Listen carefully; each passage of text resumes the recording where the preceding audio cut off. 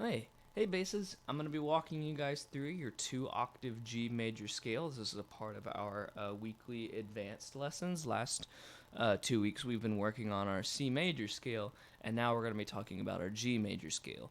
And if you remember when we were working on our C major scale, whenever we were walking up the scale, we drop back down to our low E. That's usually how most 2 octave bass scales work, and this is one of like the few exceptions. There's like 2 scales that you will ever learn that actually start on one note and work all the way up without dropping down to your low E string, and this is one of them.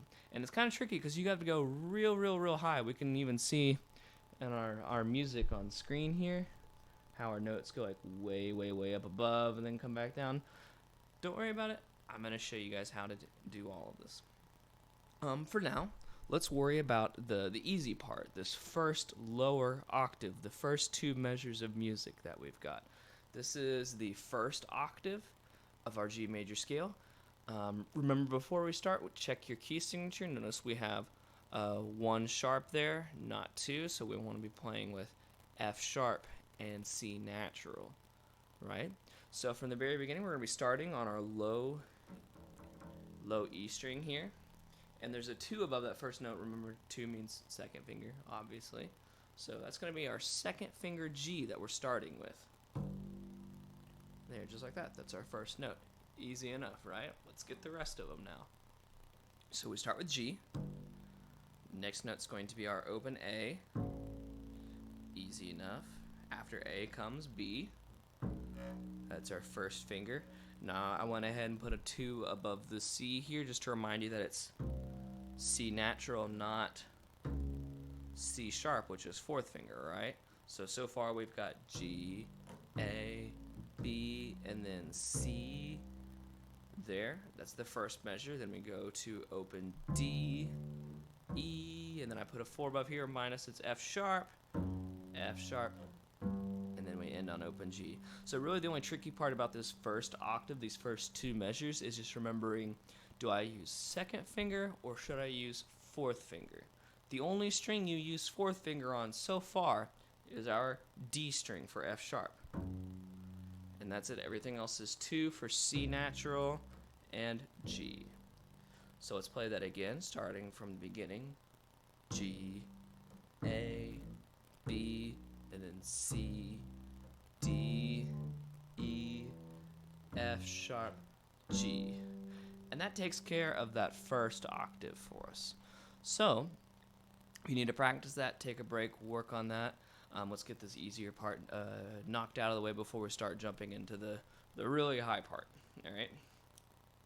So,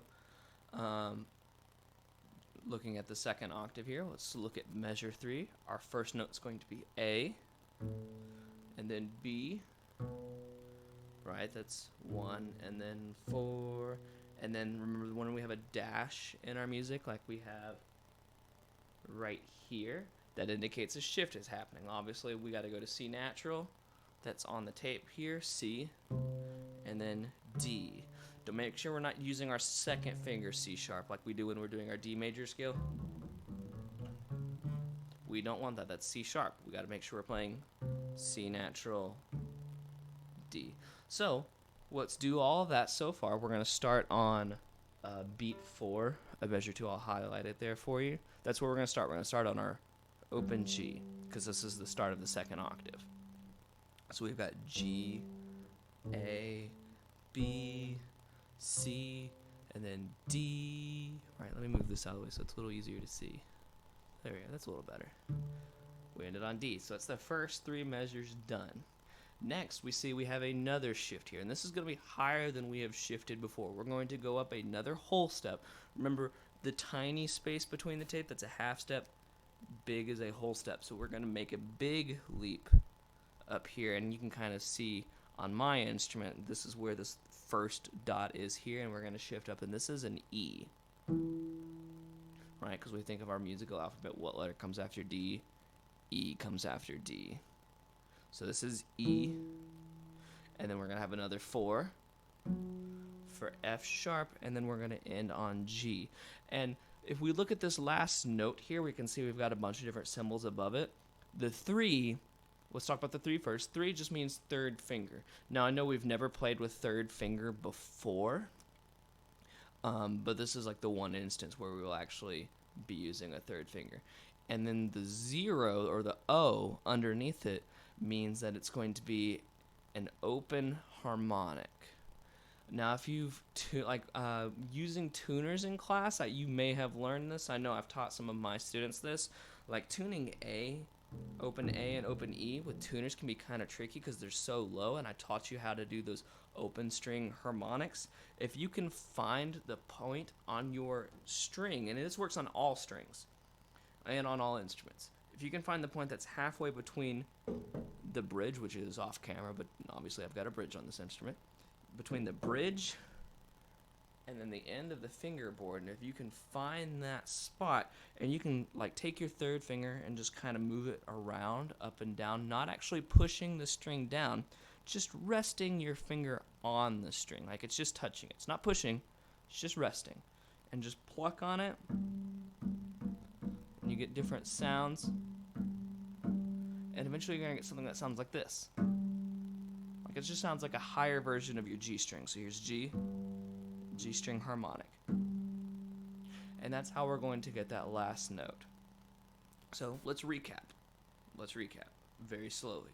Starting on open G, first finger A, and then B, then we shift, there's C natural, D, shift again, E, and then F sharp 4, and now my third finger is going to jump ahead where my pinky was, just kind of like scooting up the fingerboard to get that high G. Doing that again without stopping.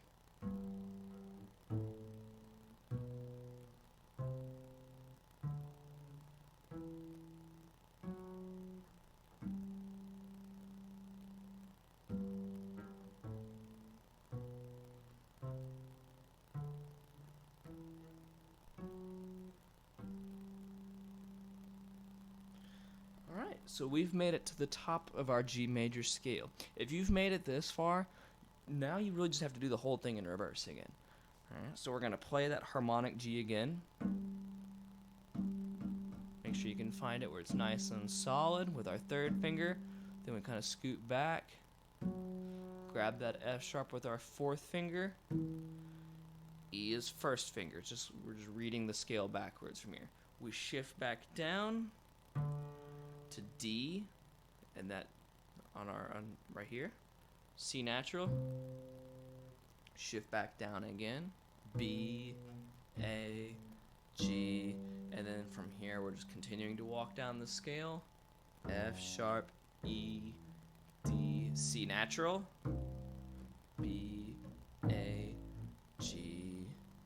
Alright, so let's take this nice and slow.